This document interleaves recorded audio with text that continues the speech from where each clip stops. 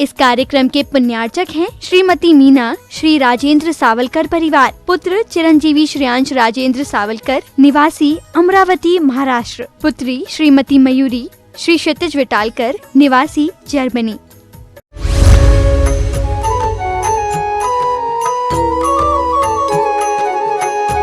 अरे बंधुओं, सम्यक ज्ञान की बातों को सुनना तो आप पसंद करते हो, लेकिन सम्यक ज्ञान की आराधना में आपका मन नहीं लगता है। शास्त्रों को पढ़ने में आपका मन नहीं लगता है। कोई उपन्यास मिल जाए, आप चाव से रुचि से पढ़ लेते हैं। पत्रिकाएं, मैगजीन आप खूब रुचि से पढ़ लेते हो। टेलीविजन के कार्यक्रम आपका खूब मन लग जाता है।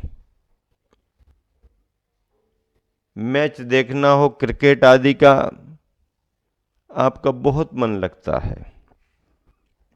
आपको जानकारियां हैं, खेल खिलाड़ियों की जानकारियां हैं, राजनेताओं की जानकारियां हैं, वैज्ञानिकों की जानकारियां हैं, डॉक्टरों की जानकारियां हैं।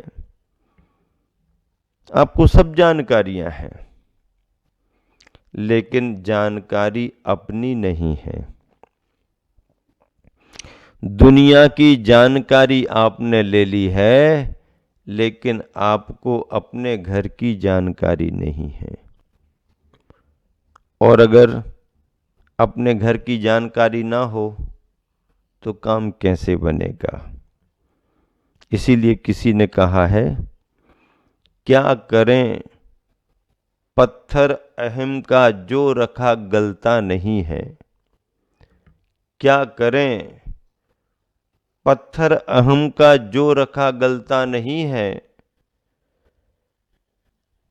सब दिए जलते मगर मन का दिया जलता नहीं है।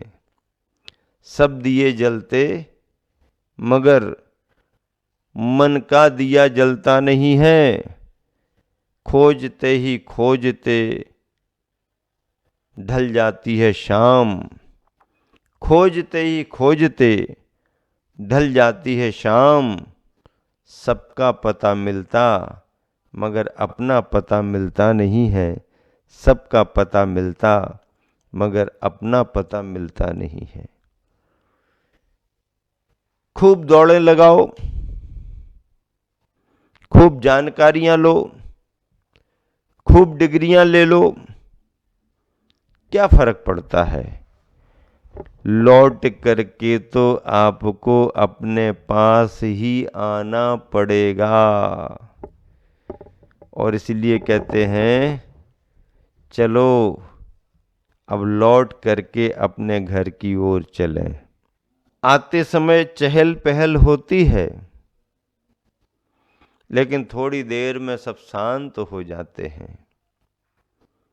रात्रि विश्राम और सुबह फिर प्रस्थान। संसारी प्राणी का भी यही दर्शन बना हुआ है।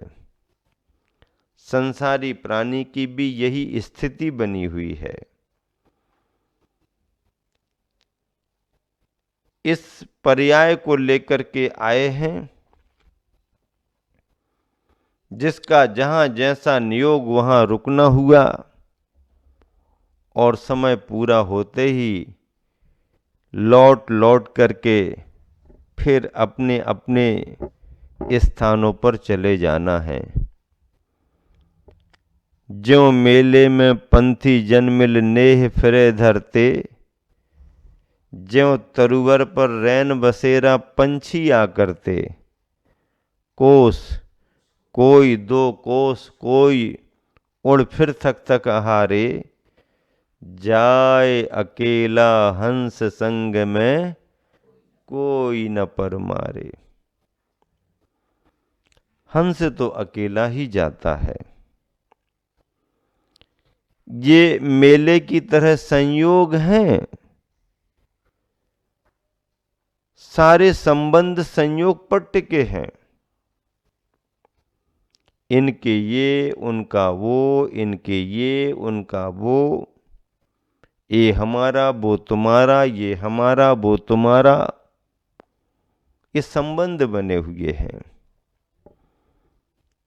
अपनी पर्याय तक काम करते रहो और आयु कर्म पूरा होते ही सबको फिर अपने अपने ठिकानों पर जाना है। मेले में बहुत लोग मिल जाते हैं, परिचय हो जाता है, स्नेह भी बढ़ा लेते हैं, दिन दो दिन साथ भी रहते हैं, लेकिन अपना अपना समय देख करके फिर सब अपने अपने घरों को लौट जाते हैं। यही स्थिति सभी की है। इस संसार में अगर कोई सुखी है तो एकमात्र ज्ञानी ही है। अज्ञानी को सुख मिलने वाला नहीं। क्यों? क्योंकि अज्ञानी को तो तत्व का ज्ञान ही नहीं है। अज्ञानी के पास में तो सम्यक ज्ञान की किरण भी नहीं है। इसीलिए सम्यक ज्ञान की आराधना करो। ज्ञान का बड़ा महत्व है भैया। जब तक इसका स्वाद नहीं मिला सो नहीं मिला, और एक बार सम्यक ज्ञान का स्वाद मिल जाए तो फिर सारे स्वाद आप भूल जाओ, सारे स्वाद भूल जाओ, फिर कोई टेस्ट ही नहीं लगेगा आपको, क्योंकि ज्ञान का रस आपको मिल गया है। ज्ञान का रस राम रस के बराबर है। आम रस तो आपको कहीं भी मिल सकता है। क्या? आम रस तो आपको कहीं भी मिल सकता है, राम रस हर जगह नहीं मिल सकता। क्या कहा? आम रस तो आपको कभी भी मिल सकता है, लेकिन राम रस हर जगह नहीं मिल सकता। आम रस लेने के बाद और भी कोई रस उससे अच्छा मिल जाएगा, लेकिन राम रस से बढ़कर के आज तक कोई भी रस ना मिला है और ना कभी मिलेगा। राम रस, आत्म राम रस। हाँ, और आम का रस तो कुछ समय बाद खराब भी हो सकता है, लेकिन राम रस खराब नहीं होता, बल्कि खराब से खराब को भी राम रस अच्छा कर देता है। इसलिए सुबह पियो, शाम को पियो, लेकिन क्या पियो? राम रस का पान करो, करते रहो। हाँ, आत्म राम, राम रस। सम्यक ज्ञान आत्म राम रस को देता है, और इस ज्ञान को पाने के लिए ज्ञानियों की संगति बहुत जरूरी है। ज्ञानियों में गुरु का बड़ा महत्व है। जन्माष्टमी को भी आज याद किया जा रहा है। पिछले दिनों में चंदन षष्ठी को याद किया था, आज जन्माष्टमी को याद कर रहे हैं। जन्माष्टमी का संबंध जैन परंपरा से भी है, क्योंकि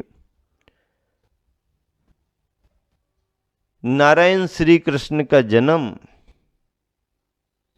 जैन परंपरा ने भी स्वीकार किया है। उनके कथा वृत्तांत को जैन परंपरा भी अच्छे भावों से और आदर से स्वीकार करती है। नारायण थे, और विशेष संबंध तो जैन परंपरा के 22वें तीर्थंकर नेमिनाथ से भी उनका रहा है। श्री कृष्ण का संबंध 22वें तीर्थंकर नेमिनाथ से भी रहा है। जन्म सौरीपुर बटेश्वर सौरीपुरी और जीवन का विशेष भाग द्वारिका में, विवाह के समय जूनागढ़, राजुल, नेमिनाथ का संबंध जूनागढ़ से है, कृष्ण से भी है। कृष्ण उम्र में बड़े थे, नेमिनाथ उम्र में छोटे थे। नेमिनाथ 10 भाइयों में सबसे बड़े भाई समुद्र विजय के पुत्र थे और 10 भाइयों में सबसे छोटे वसुदेव के पुत्र श्री कृष्ण जी थे। ये जैन कथानक है। नारायण श्री कृष्ण का जीवन बहुत व्यापक रहा है। जन्म के समय तो उन्हें कारागृह में जन्म लेना पड़ा और उनके बचाव संरक्षण के लिए उपाय भी किए गए। भरी हुई जमुना नदी में से वसुदेव को लेकर के निकलना पड़ रहा है। घनघोर रात्रि, तीव्र बारिश, अंधेरा ही अंधेरा, लेकिन नारायण का पुण्य भी था और तेज बहती हुई जमुना की धार ने भी निकलने को रास्ता दे दिया। नंद गोप में लालन पालन हुआ, बड़े हुए और बड़े होने पर फिर उन्होंने अपने बल का प्रयोग आतंक की समाप्ति में किया। कंस का आतंक था तो कंस के लिए भी उन्होंने युद्ध में हरा दिया। कंस मारा गया। जरासंध से भी युद्ध हुआ, जरासंध को भी हरा दिया। जरासंध का भी मरण हुआ और भी अनेक संदर्भ आए, प्रसंग आए। लेकिन श्री कृष्ण के मन में वीतरागता के प्रति आदर था, लगाव था। निर्ग्रंथ संयमी मुनियों के प्रति उनके मन में आदर का भाव था। नेमिनाथ उनके ध्यान में थे। ऐसे श्री कृष्ण के लिए आज पूरा देश याद कर रहा है। जैन बंधु भी अपने नारायण श्री कृष्ण योगी राज को याद कर रहे हैं। शलाका पुरुष हैं, श्रेष्ठ पुरुष हैं, पुण्य पुरुष हैं। जन्माष्टमी आज देश में सब तरफ लोगों के लिए प्रसन्नता का विषय बनी हुई है।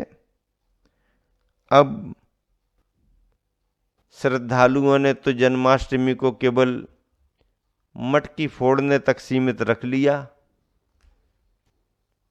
मटकी फोड़ने का भी प्रयास करते हैं,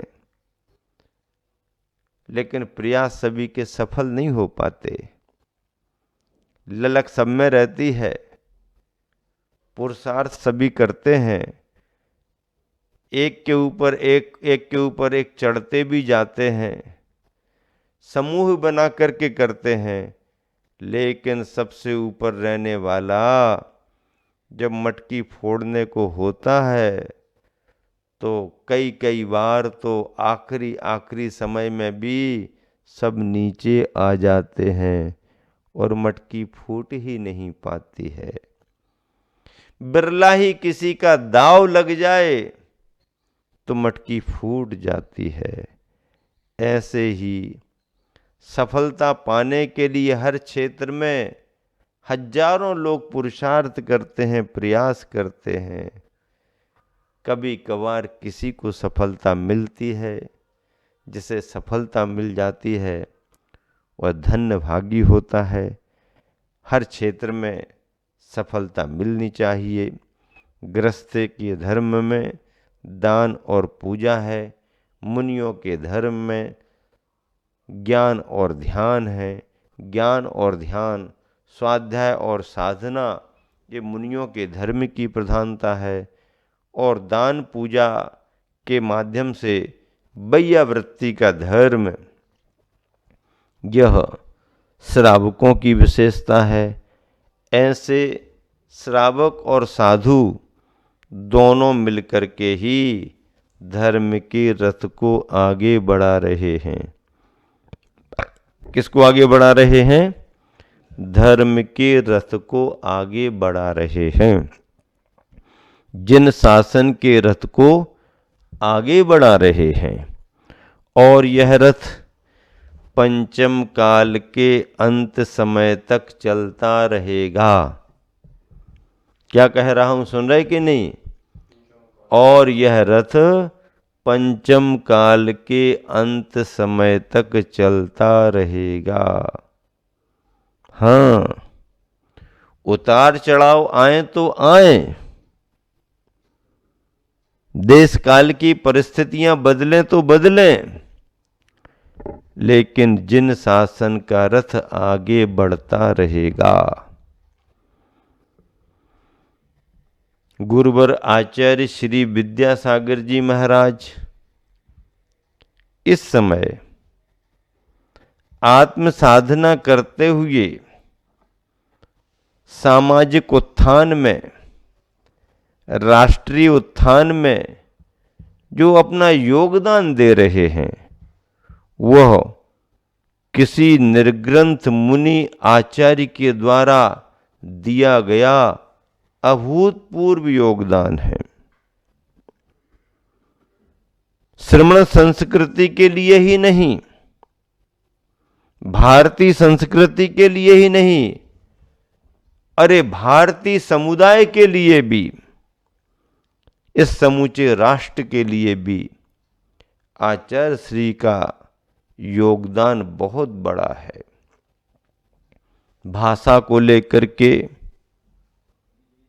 यहाँ की व्यवस्थाओं को लेकर के, राजनीतिक स्तर पर आचार्य श्री ने जो संकेत और संदेश दिए हैं, आज देश का शीर्ष नेतृत्व उन निर्देशों की गंभीरता को समझ रहा है और धीरे धीरे ही सही, लेकिन वह सभी सही रास्ते पर चलते हुए अपने मुकाम पर पहुंचने का पुरुषार्थ कर रहे हैं।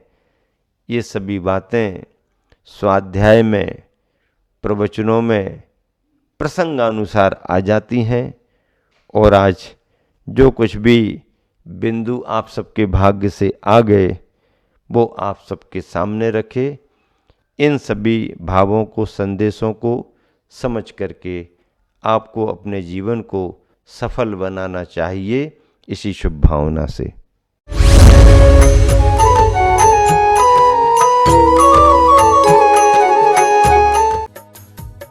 इस कार्यक्रम के पुण्यार्चक थे श्रीमती मीना, श्री राजेंद्र सावलकर परिवार, पुत्र चिरंजीवी श्रेयांश राजेंद्र सावलकर, निवासी अमरावती महाराष्ट्र, पुत्री श्रीमती मयूरी, श्री क्षितिज विटालकर, निवासी जर्मनी।